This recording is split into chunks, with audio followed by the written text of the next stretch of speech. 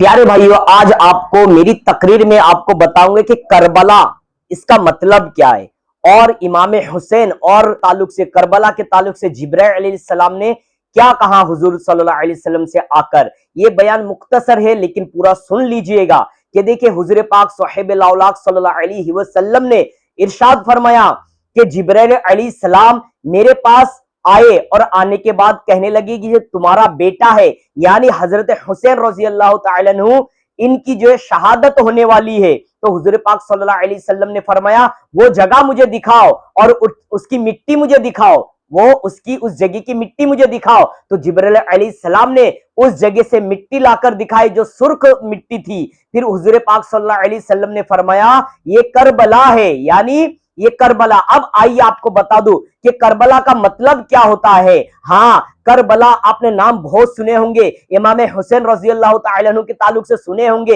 ये मुहर्रम का महीना चल रहा है, इस महीने के ताल्लुक से बेशुमार फजाइल भी आए हुए हैं और ये महीना वो महीना है जिसमें आदम अलैहिस्सलाम की तख्लीक भी हुई है इसी 10 आशुरा के दिन। बहरहाल ये मुख्तलिफ मौजू है, लेकिन मैं आपको बताता चलूं कि देखिए जब इमाम हुसैन रजी अल्लाह तआला अन्हु करबला में गए तो उस वक्त क्या फरमाया वो भी बताता हूं। आइए उससे पहले मैं आपको करबला के ताल्लुक से बता दूं कि करबला के मतलब क्या होता है। हाँ, ये कर्ब और बला ये दो लफ्ज है।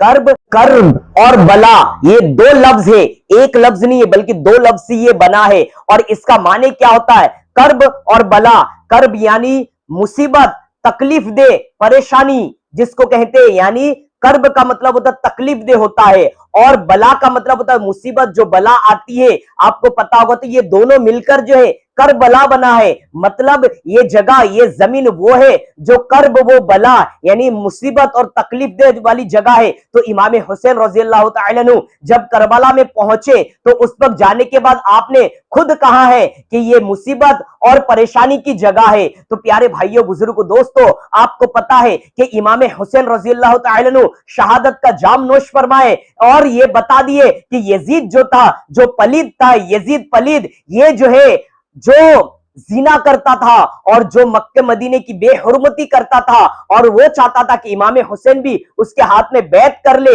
लेकिन इमाम हुसैन जो कि शरीयत के पाबंद थे, प्यारे आका सल्लल्लाहु अलैहि वसल्लम की सुन्नतों पर अमल करने वाले थे, तो आपने प्यासा रहना, अपने घर वालों को प्यासा रखना पसंद कर लिया, सब्र कर लिया, तकलीफें उठा ली, यहां तक कि शहादत का जाम आपने नोश फरमा लिया। लेकिन यजीद को बता दिया और जो शरीयत के खिलाफ है उन लोगों को बता दिया कि शरीयत के लिए जान देनी पड़ी तो दे देंगे, लेकिन शरीयत के लिए कोई समझौता नहीं। तो इसी तरीके से जो हराम खाते हैं, जो हराम पीते हैं या हराम की चीजें मस्जिद या मदरसे में देते हराम के पैसे से, जो जायज कामों में खर्च करते, वो ये ना सोचे कि हराम के कामों से वो जायज कामों में खर्च करे हराम पैसे से तो उनका कबूल हो जाएगा। तो देखिए इमाम हुसैन रजी अल्लाह तआला अन्हु जामे शहादत नोश फरमा लिए, लेकिन यजीद के हाथ में हाथ नहीं दिए। और ये यजीद को मानने वाले आज भी कुछ लोग हैं जो यजीद को रजी अल्लाह तआला अन्हु कहते हुए नजर आते हैं। तो उनको सोचना चाहिए, जो यजीदी जो शरीयत के खिलाफ काम करते थे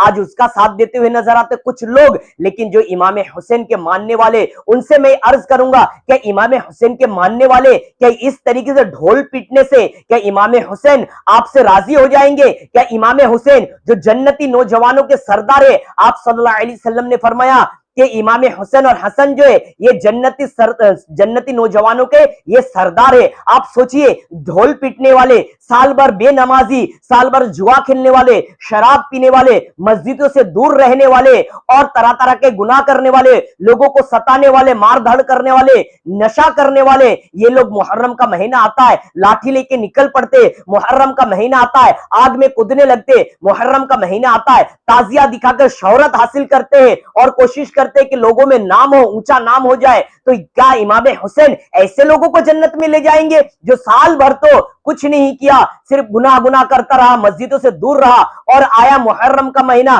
तो उसमें थोड़ी सी आग में कूद लिया, ताजिया बिठा लिया, तो यहां पे ढोल बजाने लग गए, तो क्या इससे राजी हो जाएंगे? पहले देखिए आप शरीयत के खिलाफ काम कर रहे हो और कैसे आप सोच सकते हो कि इमाम हुसैन जो है ये जो है आपसे राजी हो जाए। तो प्यारे भाइयों बुजुर्गों दोस्तों, इसमें ये भी देखा जाता है कि कुछ लोग ऐसे होते जो इमाम हुसैन का नाम लेके वो कहते कि इमाम हुसैन की मुझ पर हाजिरी आई है, लोग कहते इमाम हुसैन की हाजिरी आई है। तो मैं आपको बता दूं कि देखिए इमाम हुसैन की हाजिरी नहीं आती है। जिसको गुस्ल का तरीका नहीं मालूम, जिसको वजू का तरीका नहीं मालूम, जिसको जो है नमाज का तरीका नहीं मालूम है, जिसको गुस्ल वजू नहीं मालूम है, जिसको कपड़े पाक करने का, खुद को पाक करने का तरीका नहीं मालूम है, वो कहता मेरे ऊपर जो इमाम हुसैन की हाजिरी आई है। तो आप सोचिए, तो जो ऐसा करता है ना, मेरा मशवरा है एक सुई ले जाइए छोटी सी और ले जाके उसको जो चुबा दीजिए जोर से, फिर पता चलेगा इसकी हाजिरी है ही क्या चली गई। तो उसकी हाजिरी उस वक्त पूरी गायब हो जाएगी। तो ये नाटकबाज होते हैं, ड्रामेबाज होते हैं, और जो चूल्हे जो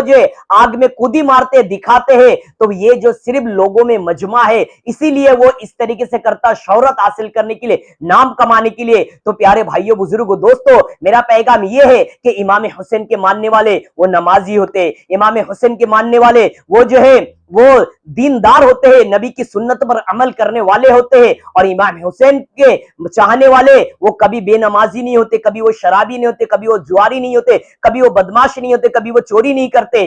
तो मेरा ये